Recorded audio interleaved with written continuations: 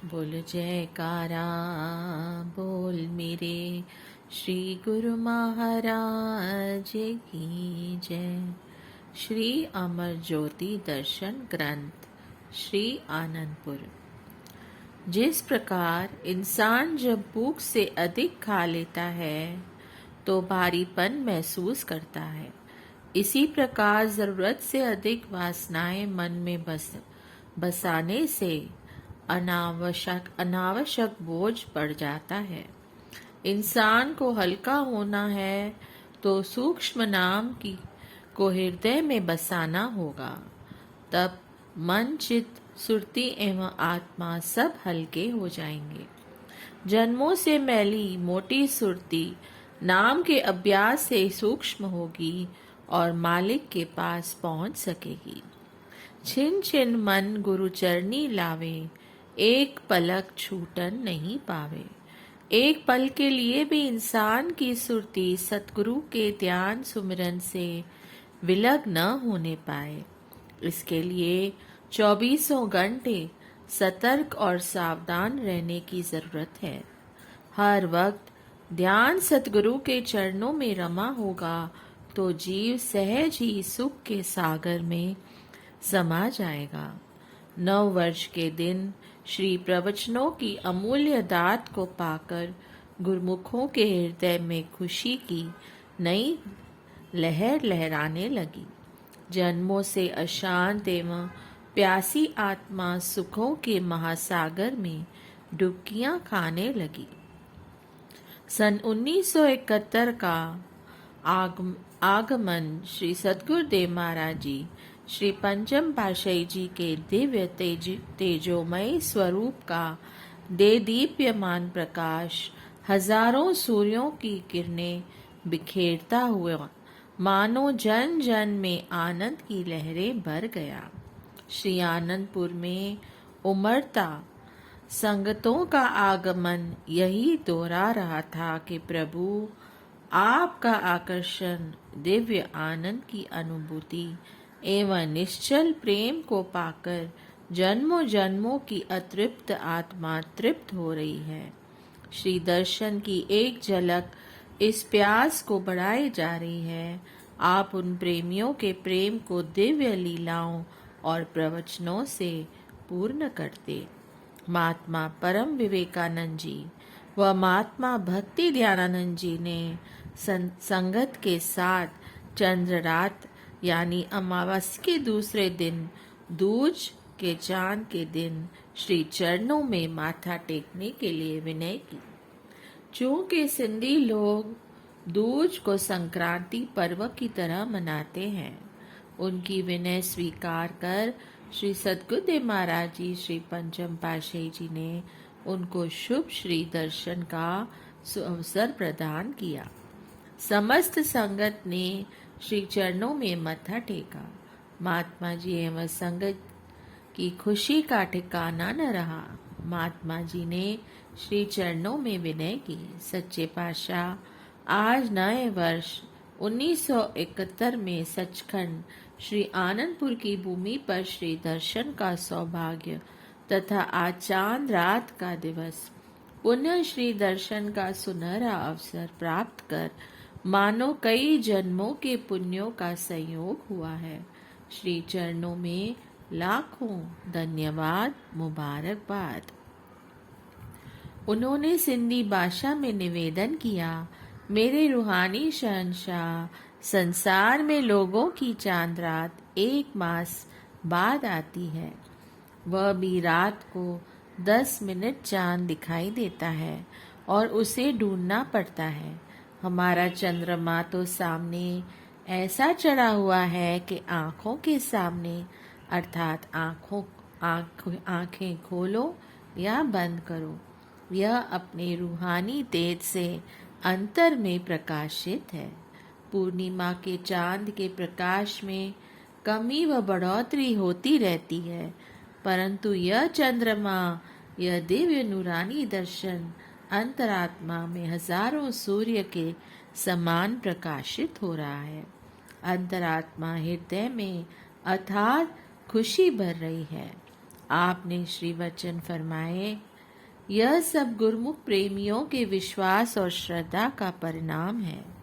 भावना शुद्ध होगी, नाम में प्रीति होगी, प्रभु के लिए निश्चल प्रेम होगा तो अंतरात्मा स्वच्छ होगी। इसमें वही नूर झलकेगा और दिव्य ज्योति के दर्शन होंगे और हो रहे हैं। संत दूलनदास जी की वाणी है, तात भाव लागे नहीं, आठों पहर आनंद, दूलन नाम स्नेह ते, दिन दिन दसा दुचंड। गुरु बचन बिसराए नहीं, कबहु न टूटे डोर, पियत रहो सहजे दूलन, नाम रसायन गोर। प्रेमियों, सत्पुरुषों ने आत्मा की खुराक अर्थात नाम शब्द आप सबको प्रदान किया है। इसकी कमाई करने से, सुमरन में सुरती लगाने से संसार के दुख संताप नहीं व्यापते। अंतर में सदैव आनंद और खुशी समाई रहती है, जिससे आत्मा प्रफुल्लित व तृप्त रहती है। सुरती को नाम में जोड़ना ही ऐसा है जैसे दूज का चांद बढ़ता ही जाता है, अर्थात अंतरात्मा प्रकाशित रहती है। गुरुमुखों, नाम को दिल में बसाना ही सतगुरु के दर्शन को पाना है। नाम ही सतगुरु है, सतगुरु नाम स्वरूप है। इसलिए सतगुरु के वचनों को हृदय में बसाते हुए सुरती को नाम में लगाए रखना है। हमेशा हमेशा के लिए यही दर्शन ध्यान लोक परलोक में संगी साथी बना रहेगा। सदा यह सौभाग्य मिलता रहेगा और आप आनंद व खुशियों से भरपूर रहोगे। महात्मा जी व समस्त प्रेमी जन ऐसी अपूर्व खुशी को पाकर मस्ती में झूमते हुए ढोल बजाने लगे, सतगुरु प्रेम और महिमा के गीत गाने लगे। तुंजो मिंजो पुख्तो रहे प्यार हमेशा। बाकी गुरुमुखों ने भी जब इस आवाज को सुना तो वे भी भागते हुए सत्संग भवन में पहुंचे। द्वार कैसे खुले, क्या हुआ, कुछ पता नहीं। बस हॉल में आते ही सभी दिव्य तेजोमय नूरानी श्री दर्शन की झलक व मस्ती के नजारे में डूबने लगे। कुछ समय पश्चात श्री गुरुमा जी ने फरमाया, सब माला माल हो गए। गुरुमुखों ने जयकारों के घोष से धरती अंबर से मानो पुष्प वृष्टि होने लगी।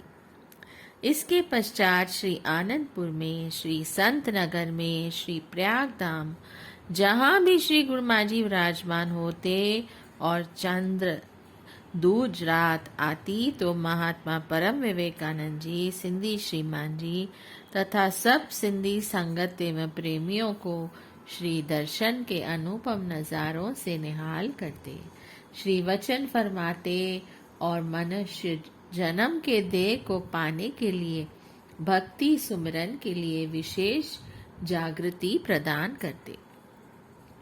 श्री परमहंस अद्वैत मत के सभी आश्रमों का विवरण उन्हीं स्थानों पर संकलित किया गया है।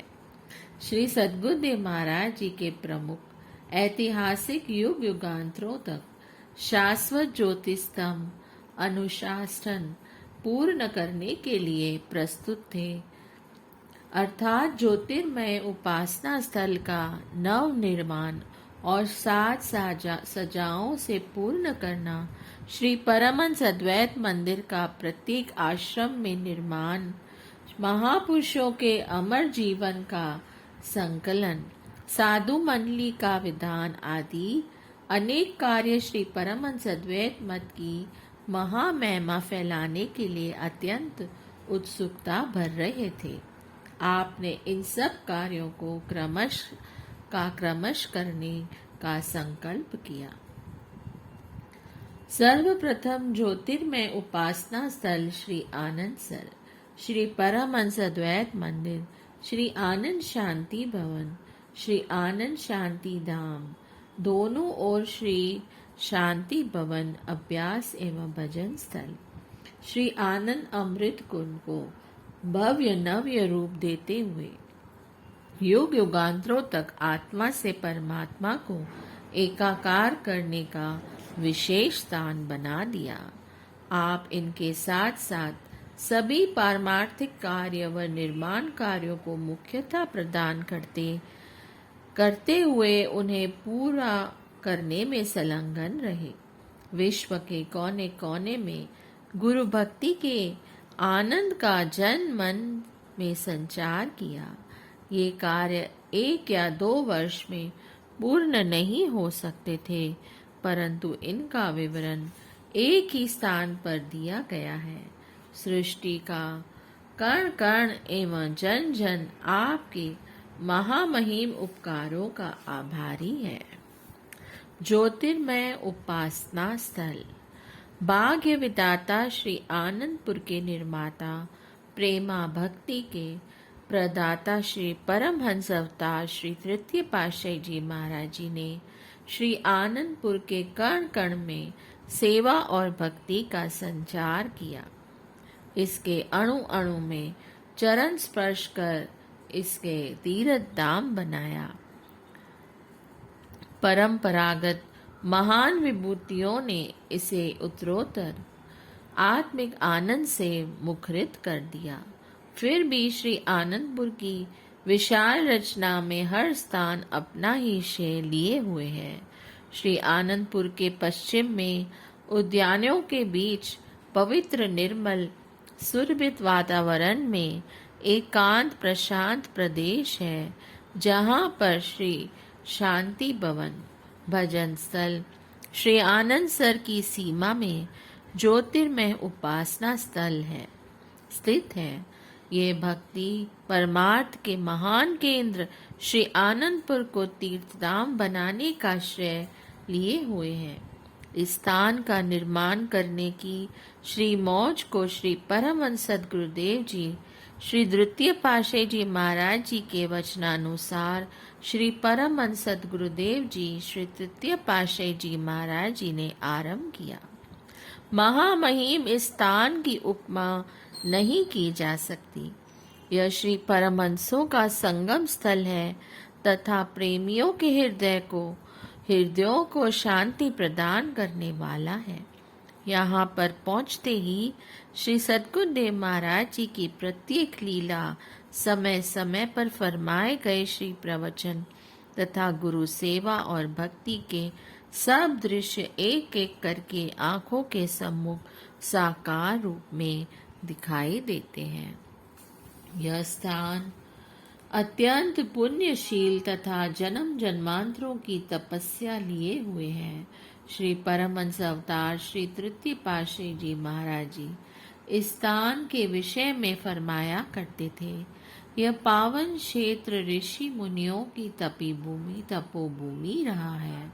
ये स्थान सचखंड से उतरे हुए मानचित्र है।